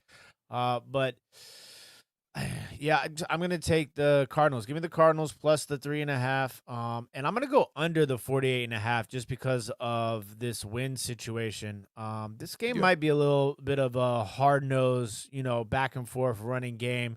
Maybe like a 21-27, 21-24, which will get us under the 48.5. Chandler Jones is out with COVID. Okay. Yeah, so it's going to be an interesting game. Because, you know, I think it would have been fun to see this game, no weather conditions, fully healthy teams. But, yeah, I'm going to take the Cardinals, the points, and I'm going to take the under in this The wind game. don't bother me that much. Doesn't bother me that much. Like, wind is like, these quarterbacks throwing with such velocity, you should be able to go out there in the wind and do your thing. Yeah, but with 30 mile an hour, though? Yeah, 30 mile an hour. Yeah, man. Yeah, dude. Definitely. Nothing. No problem. Don't bother me at all. I mean, I played QB too. Wind, I never was like, oh man, wind's taking that. That's for people with like them. What's my man from the Jets that was out of Marshall? Chad Pennington. That's for them dudes with those kind of arms. Colt McCoys and them dudes are like, yeah, throw 35 yards, just hanging in the air. Taylor Heineke. Yeah, Taylor Heineke. Yeah, definitely man. Taylor Heineke. Next game on the slate is another questionable spread. It's going to be the Dallas Cowboys, who are 3.5-point favorites. They are 4-1. They're headed to New England, who is 2-3. The over/under is a surprisingly high 50 points in this game. Kicks off at 4:25 p.m. Eastern Standard Time. I mean, I think the Cowboys should cover 3.5, right? I'm still weirded out by this number. Is there something that we're missing? I don't know. Maybe overvaluing Bill Belichick, or I don't know, man. I don't know. I think, you know, Trayvon Diggs is primed to have another interception against Mac Jones. Mac Jones has been throwing interceptions. So it's just, I don't know. This game is weirds me out. The fact that it's 3.5 points, I kind of just don't even. If I'm betting, I just want to stay away from this game, kind of, because I'm just like, it's so weird. I would imagine that the the Colts are 10-point favorites against the Houston Texans, but the Cowboys are only 3.5-point favorites against the New England Patriots. Yeah, and I think they're just maybe valuing the Patriots defense pretty high. So in all their games this season, the Saints were the only team to put up a lot of points on them. They put up 28.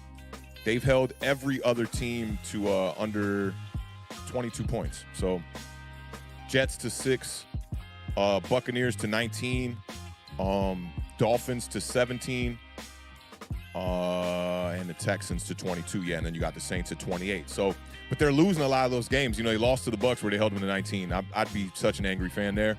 And they lost to the Dolphins where they allowed the Dolphins to put up 17. Yeah, I'm going Cowboys, man. Cowboys are going to cover. Give me the over in this game. The one thing I wanted to mention real quickly about this game is, you remember how much the Patriots signed Jonnu Smith for? It was a lot of money. Like, it was $50 million. Deal. They paid $50 million for a blocking tight end.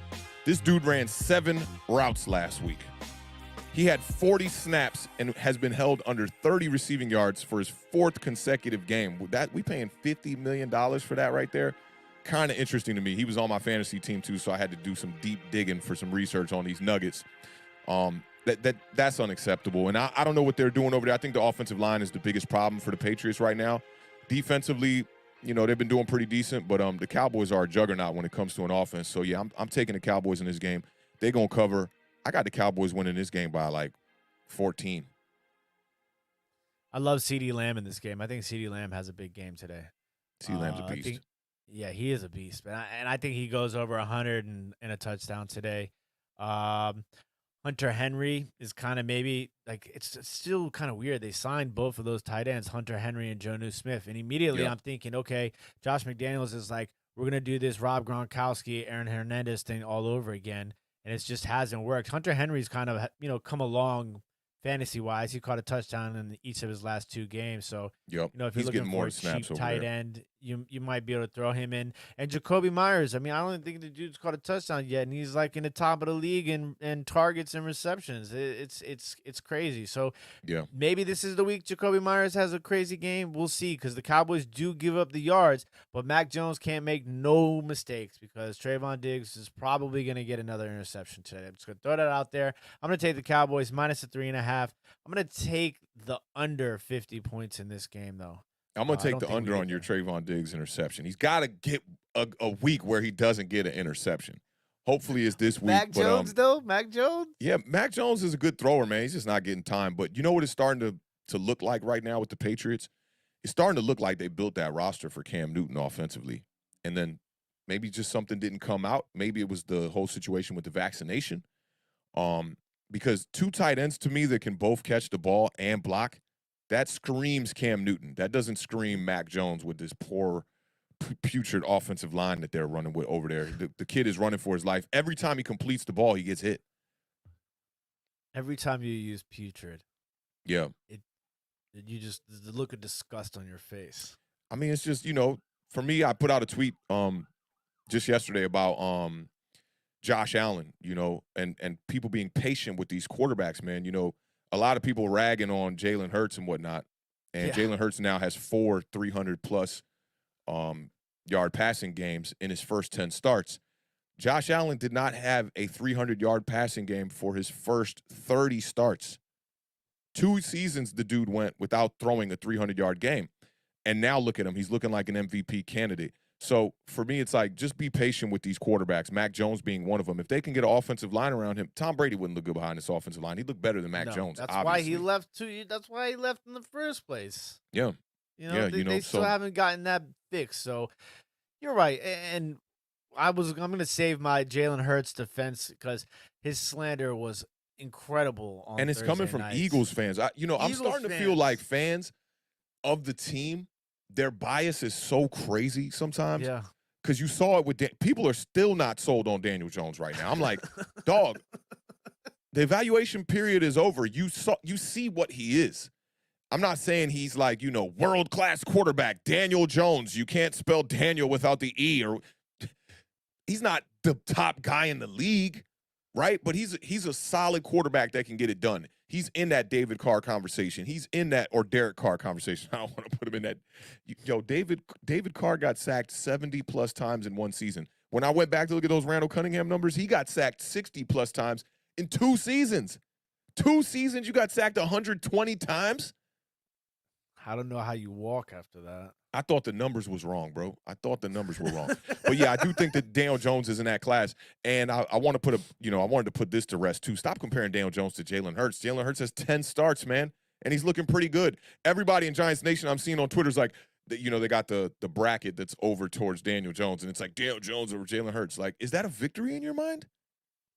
Because that's not a victory in my mind. This guy's played 10 games, man. Like, let him do what he does, man. He's still learning on the job. And Josh Allen was just like that. 52% completion percentage the first year, 58 the second year. Looked awful that first year. No 300-yard games for 2 seasons. They signed Stephon Diggs. He came out the gate with 3 straight 300-yard games in the first season with Stephon Diggs. So, just give them time. Let these quarterbacks cook. Let them do what they do. Until they get the ingredients and the recipe, you don't expect too much. Yeah, and the last thing on that, 10 games with 2 completely different coaching staffs. So yeah, and not a lot of faith in the running game. They're just like, Jalen, you run it, you throw it, you make the plays, throw it to yourself, man. Dude's coming out of every game with 300 yards and like 65 yards rushing and like touchdowns on the ground every week. Red zone maniac. Jalen Hurts is a red zone maniac. They've been giving him the Willie Beeman speech. Big time. Just act like you're in the hood. Tell them to go buy the car and turn around. I'll hit you. Like, that they knew what they was doing with that. They knew what they was doing with that. Oh, man. Next game on the slate is going to be an AFC West matchup. The Las Vegas Raiders, no more Gruden head coach, 2-game losing streak. Heading to the Denver Broncos, who are also on a 2-game losing streak. The Broncos are 4.5-point favorites. The over-under is 43.5 points. Kickoff is at 4:25 p.m. Eastern Standard Time. I've been going back and forth on this game. Broncos defense is good. Raiders offense was really good. They've fallen off. I think this is an opportunity for Carr to have a bounce-back game. I just think that they need this bounce-back game as a franchise. He has the weapons. Renfro's been playing really, really good. It was interesting because they were showing the route that he runs, that Cooper Kupp runs, and they got that route from Renfro was the first one to run the route. I forget what they were calling it, but they did like a little segment on it on one of these primetime football games. Gotcha. So Renfro's been getting catches. Henry Ruggs been open downfield. He's been making some big plays. And Waller has been kind of quiet the last couple of weeks. So I think this is the week where Waller comes back and has a huge game. Broncos, Javonte Williams, I think this might be his. He's been playing like consistently good. He hasn't had that crazy game. They've been really well balanced between him and Gordon, but Gordon's a little banged up right now. I think Javonte Williams comes out and has a huge game today, and Sutton as well. But I'm going to take the Raiders to cover the 4.5, and I'm going to take the over 43.5 also. I think that's kind of low. Broncos might win.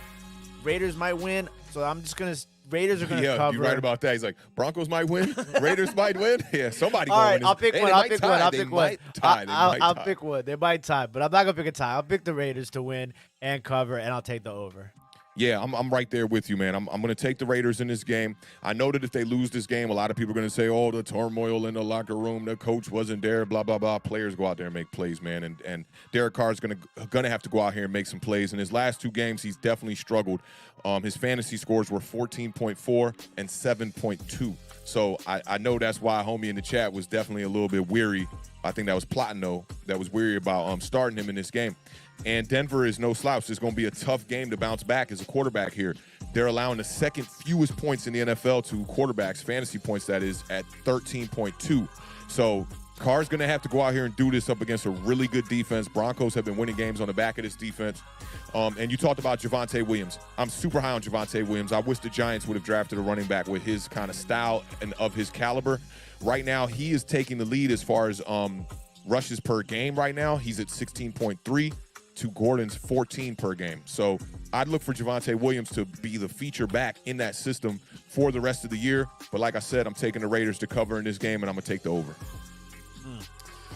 All right, Sunday night football is one little nugget. One little nugget before we get to that game. Give me the nugget. Josh Jacobs at the Broncos is something to look at. The Broncos have allowed the second fewest fantasy points to running backs, including giving up just 81.8 scrimmage yards per game and just 2 touchdowns all year to running backs. Najee Harris burned them for 20 fantasy points, but nobody else has topped 12 points. Saquon Barkley and James Robinson are names to go into that mix. So watch out for running backs going up against the Broncos today when you set your lineups. Nugget alert. Nugget alert. Sunday Night Football. Speaking of Najee Harris, it is the Geno Smith-led former New York Giants and New York Jets quarterback. Now we don't taking over. Own him. We don't claim Geno Smith. Now taking over for Russell Wilson. The Seattle Seahawks are playing without Russell Wilson for the first time in 23 years, something along those lines. The Seahawks, the Seahawks are 2-3. They're heading to Pittsburgh, who's also 2-3. The Steelers are 5.5-point favorites. The over/under is 42.5. Steelers lost Juju Smith-Schuster. Chase Claypool, it is your time, my young Notre Dame Fighting Irish alum. I think he's going to have a huge game today. Najee Harris also has been playing every snap, it feels like. So, that's great value out of a running back position in today's NFL. And the Seattle Seahawks are allowing a god-awful 145.2 yards per game rushing. So I'm rocking Najee Harris. I'm rocking with Chase Claypool. Seahawks, besides not having Russell Wilson, also don't have Chris Carson. Your boy, Alex Jones. Alex Jones, right? Did I mess that up? It's Alex Jones, right? Collins. Oh, that's I'm thinking about Julio Jones on Monday night. Alex Collins, your boy. I think he's going to have a big game, though, against this, I don't know. I think you sit him this week. No, you think you sit him? Yeah, man. Look at this defense. Yeah, Steelers defense is good, but I don't know. Alex Jones is, when I was watching him play in the game where he got hurt, he's kind of shifty. So I think you might see a lot of that short pass game out of Geno to him, and I think he has the opportunity to break one. But I like the Steelers in this game. I think they're going to cover, and I'm going to take the over 42.5 in this game. I don't know why. I just got a feeling that this might be kind of a back and forth, and we end at like 24-21 sort of situation. All right, y'all. Going out on a limb here on this one. Ooh. I'm taking the Seahawks outright in this game. With Geno Smith. I like what I saw when Geno Smith came in for relief. He was making some pretty decent throws and had a chance to, win that game or tie that game up late. I think Geno Smith can go out here and get it done. Capable quarterback with a little bit of mobility, should be able to extend the play a little bit. It's not that different from Russell Wilson, I feel like. It's granted it is a backup quarterback, but if you want to go out on a limb here, I maybe start Geno Smith in your fantasy league. I think he's going to have a big day. He's got Tyler Lockett over there. He's got DK Metcalf. There's definitely people to throw the ball to. That Steelers defense is going to be stingy against the run. No Chris Carson is going to force him to throw the ball a lot. I'm just going to go out on a limb here and take the Seahawks. I think they're going to get an early lead and they're going to win this game. The Steelers have been inconsistent all season. But I also like the over in this game because the Seattle Seahawks defense is so bad. The Seahawks have allowed a top 7 fantasy wide receiver in 3 straight games, and Juju Smith-Schuster is out for the year. Dial up Chase Claypool 1,000%. You talked about Najee Harris. Seattle's given up the 3rd most fantasy points per game to running backs this season, and they're also giving up, you said 142 yards rushing, but they're also giving up 189 yards scrimmage yards per game to running backs. That's really bad for them. So I like Najee Harris in this game. Another candidate I really like in this game, if you're a little bit scared to go with Geno Smith, rightfully so, I like Ben Roethlisberger in this game, man. The Seahawks have allowed a 300-yard passer in 4 consecutive games. They've allowed the 4th most fantasy points to quarterbacks since week 3. So they looking like straight-up garbaggio on the defensive side of the ball when it comes to passing game. So I like Ben Roethlisberger in this game, but I'm going to go out on a limb here. I'm not telling y'all to go out on a limb here like I am, but I like the Seahawks in this game to get the victory outright. Give me them, and I'll take the over in this game as well. I'm not mad at that. I'm not mad at that, Awthentik. I like that. Well calculated, sir. Well calculated. You like that. You like that. Geno Smith, Geno's Philly cheesesteaks, and a little Pittsburgh action. Yeah, I like that. Yeah, I like that. Maybe a little something going on there. Maybe All a right. little Ladies and gentlemen, Monday Night Football. We talked about a couple of people in this game already. one of which is Josh Allen and the Buffalo Bills, who are 4-1. They are 5.5-point favorites, headed to Tennessee. Tennessee is 3-2. The over-under is a whopping 53.5 points. Kickoff is Monday night at 8:15 p.m. Eastern Standard Time. I think this is going to be a tough game for Buffalo, but I think Buffalo is the best team in the NFL right now, the most complete team. The big matchup is obviously going to be Derrick Henry against the Buffalo Bills run defense. We also talked about the run defense earlier in the show. I think they're only giving up 74-something yards per game. Derrick Henry has rushed for over 100 yards in 4 straight games. Emanuel Sanders has been playing lights out football since he joined the Buffalo Bills. Looking great in that number one. Looking great in that number one. Yeah, I got to give a lot of credit to the Buffalo Bills front office. They seem to be able to put the right guys in place for their system. Like they're finding guys that work well with what they do, and they're not just signing names and hoping that they work well with what they do and trying to reinvent them as a player. And I think that's important in today's football. I just, like I said, I think the Titans are going to play well. I can't pick against Buffalo right now. I'm going to take Buffalo. I'm going to take Buffalo to cover, and I'm going to take the under 53.5. That seems a little high for me in this game. I'm definitely taking the over in this game. I think that the wide receiver matchup for the Titans is a really good one. Bills have definitely been tough against wide receivers, though, for sure this year, but I like A.J. Brown and Julio Jones. Both are healthy in this game, correct? They are active. I mean, I guess technically they're healthy, but I believe they are both playing. Yeah, and I also like the matchup for the Bills, too, man. Emanuel Sanders leads the NFL with 7 end zone targets right now. Talked about Dawson Knox last week, man. Dude's definitely been balling out. He's very touchdown dependent, though, so, don't look for him to get a lot of catches in PPR leagues for sure. That he's not going to be a standout. And the Titans, they've only allowed 1 touchdown to tight end. So I think for Dawson Knox, that makes this matchup a little bit interesting. Definitely Emmanuel Sanders, definitely Stephon Diggs. Stephon Diggs has had a kind of a slow year, up and down here. Every week he seems week to week, 1 good game, 1 bad game. The Bills have allowed 25.8 fantasy points per game to wide receivers to the unit. So that's not that good. Tannehill's going to have to find a way to get the ball to Julio Jones and A.J. Brown in this game or rely on the running game, but I can't take the Titans in this game. I think they're going to play it close, but give me the Bills to cover in this one, and I will take the over 53.5. You think Derrick Henry goes over 100 yards? I mean, every week I think Derrick Henry can go over 100 yards. You just never know, man. That dude is just a stud running back, man. One of the, he's the last of a dying breed, man. You don't see a lot of running backs that run like that anymore in the NFL. Just straight power. All these little small dudes trying to tackle his legs and whatnot. He's just shrugging them off. He's like a linebacker version of Eddie George, man, and I love to see it, man. And you said that the Buffalo Bills are your best team in the NFL right now, and I definitely think they're up there right now. Schedule-wise, I kind of, it's hard to gauge because the Kansas City Chiefs have had one of the toughest starts as far as schedule goes, man. They saw the Browns, they saw the Ravens. They played a lot of teams that match up well against them, that can run the ball too, which keeps Patrick Mahomes on the sidelines. So for me, I still got to bank on them. And even though the Bills did take care of the Chiefs, I still bank on the Chiefs right now as a better team when it comes playoff time. And we can't forget about the Bucs, but yeah, Bills are definitely right up there, man. They're looking better than they did last season, and people were high on them last season as well. Nick the Wick, shout out Nick the Wick for the $4.99 super chat. Says, what's up? Excited for another football Sunday. As are we.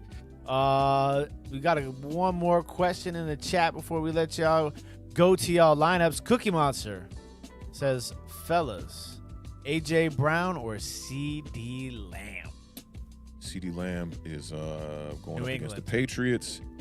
A.J. Brown going up against the Bills. Give me C.D. Lamb. C.D. Lamb, too. I think C.D. Lamb, I called it already. I think he's going to have a big game today. Big game today. So I'm going to go C.D. Lamb. Plus, A.J. Brown and Julio Jones, I think I need another week or two to see those hammies, see how they're holding up before I can go out on the limb and pick them. Got one more from the homie Roman here one time, too. Pick 2 to start. Shepard, Tony, Julio. Shepard and Tony on the same team is tough. Yeah. I'm going Shepard, Tony. I haven't gone anything full throttle New York Giants all day long. I'm I'm going Shepard Tony, man. And forget everything I said in that matchup. The Giants are going to win this game. Say no. Listen, I like it. It's difficult because I was on Diggy's post earlier today, and I was talking about how it's so difficult to choose one of these two. I mean, Shepard's coming back from the injury, but Shepard was on fire with Daniel Jones off to one of his best starts of his career, especially since this new sort of lineup. Tony finally coming out of emergence, huge game, huge big play capability. Ramsey, is he going to line up in the slot? He's going to line outside. Is Shepard and Tony going to go swapping slot to outside? There's so many variables that go into this matchup. You just got to trust your gut. I personally am going with Shepard. But I will tell you that before we went live, Authentic kind of convinced me to reverse that thought and go with Tony. Julio Jones, like I said, if you're going to go one, I mean, it's just Julio Jones, and it's tough. Maybe you go Julio Tony. If you don't want to go two Giants players, go Julio Tony. But if you don't mind playing two Giants players, Tony and Shepard, it's going to be a shootout. So that's I want to where see I where would Jones. Julio Jones does not have a touchdown on the season. I'm going with both the Giants players on it, man. And I think that granted, the Rams defense is really good, but they're the third worst team in the NFL on third down. So third down is going to be really important for the Giants. If they can extend drives, you'll see us control the clock as far as time of possession, even if it might be in a losing effort. And I think that'll, in return, get Shepard and Tony some more opportunities to make some plays. So, yeah, I go with both the Giants on that one. Julio Jones has just been very up and down. Let me give you the receptions in the 3 games that he's played. He had 3 catches versus the Cardinals for 29, and he had 3 catches for 47 against the Colts. Against the Seahawks, who were a really bad defense, he had 6 catches for 128 yards, averaging 21 per catch. That's his big game of the year. But outside of that, he's really done nothing. So, I'm going Tony, who's on the rise right now, and looking for Shepard to have a bounce-back game, get back to where he was at, before the injury happened. And this is crazy to me that Matt Peart is not starting at right tackle. I mean, Nate Solder's been awful. He's been awful, man. And I just keep saying, like, maybe he'll get it together, maybe he'll get it together. He had that one decent game against the Saints. I don't know what they see, Matt Peart definitely deserves some snaps, but I know that the Giants have also been like a line that does a lot of rotation. So, maybe you'll see Matt Peart get some snaps at right tackle, and they'll kind of feel things out and see how it goes throughout the game. But, yeah, Nate Solder's got to step it up. He's been playing bad football. Indeed. VT Jake, shout out. Appreciate the $5 super chat. Most definitely. I'm kind of blind. Is that a rabbit or a gold medal? It's a gold medal, I think. Okay. I was watching this documentary about the 2002 figure skating competition in the Olympics. That was really good, man. It's on that series, right? It's on that series, about scandal in sports, man. And that one was really good too, man. They talked about how the Russians paid off one of the judges, and then she came out and said she got paid and whatnot, but they really couldn't renege the gold medal. So U.S. had to settle for the silver medal. I can't remember Shorty's name. She kind of looked like Becky from Full House. Becky. I forget her name, though, but definitely check out that series. That series is fire, man. That series and the movies that made us, like breaking down the behind the scenes of like how these movies were made. A lot of they broke down Freddy Krueger series, talked about how they had to like make this big room that they had to like flip on its side to make it look like the person was like being pulled from the bed and all this, and had a room where like everything was glued to the walls and whatnot. Really good series. They did Back to the Future, Coming to America, a few other movies. So if you're like a movie buff, man, definitely check that out. Man, we made it through. It's another Sunday of football, man. Sir. Yeah. I'm excited, man. I got Fats and Patter about to come through. We're going to watch some games. If you want to pull up, man, pull up. We're going to be in the basement just doing our thing, cooling out, man. I got to clean up, man. I had a little issue in the studio yesterday with my headphones set up for my clients. Had to rip up a bunch of cables going to the booth, man. So I got a little bit of cleaning. If you've been seeing me looking to my left a little bit, I got a little bit of cleaning to do before the fellas get here. We appreciate all of y'all still in the building right now. We still got 46 in the building one time, man. Y'all know what it is. Left side in the building. Strong side over there. Yes, sir. Y'all know what it is. Let's leave with some biceps one time. Man, good luck in all y'all fantasy games this Sunday, man. A lot of 1 o'clock games like the Beard talked about, man. So I think you'll know the direction of your team at about 4 o'clock. See how things are going. I'm praying to get my second win in a row here, man, on my fantasy teams. I need them. Definitely trying to make a run here. Might have to flip this Giants cap inside out, get the rally caps going. Shout out to Wheaton Boys Club one time in the building. Definitely check us out on Tuesday for our recaps. We'll have another Giant overreaction on Monday. Haven't decided on who's going to be the guest. We are working on a big guest right now who confirmed for Awthentik and The Beard. Just trying to lock that in for this month. So y'all make sure to stay tuned. I know y'all been supporting this channel since day one, man. We got a lot of love for y'all. We've had some great streams the past couple of weeks, man. Couldn't do this without y'all, man. Any last words before we get them out here, man, The Beard? Nah, just enjoy your football Sunday, and don't get too upset. Have some faith. You never know. Any given Sunday.